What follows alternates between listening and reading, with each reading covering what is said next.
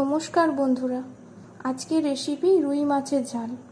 এই রেসিপিটি রান্না করার জন্য লাগবে একটা বড় সাইজের পেঁয়াজ, একটা টমেটো, সামান্য পরিমাণ আদা, কয়েক কোয়া রসুন, দুটো শুকনো লঙ্কা, তিনটে কাঁচা লঙ্কা ও সামান্য পরিমাণ ধনেপাতা। এরপর মাছটিকে নুন হলুদ মাখিয়ে কিছুক্ষণ রেখে দিতে হবে। তারপর ফ্রাইং প্যানে সামান্য পরিমাণ তেল গরম করে মাছগুলোকে ভেজে নিতে হবে। ওই একই ফ্রাইং প্যানে সামান্য পরিমাণ সর্ষের তেল, 5 ফোড়ন, শুকনো লঙ্কা, রসুন, পেঁয়াজ, টমেটো, নুন, হলুদ, লঙ্কা গুঁড়ো দিয়ে সামান্যক্ষণ নেড়ে নিতে হবে।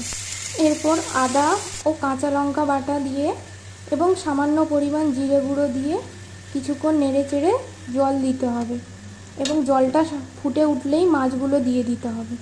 তারপর 5 থেকে 7 মিনিট ফুটে উঠলেই ধনেপাতা কুচি দিয়ে নামিয়ে নিলে আজকের প্রস্তুত রুই মাছের ঝাল। আমার এই রেসিপিটি যদি আপনাদের ভালো লেগে থাকে, প্লিজ লাইক, শেয়ার এবং সাবস্ক্রাইব করতে ভুলবেন না।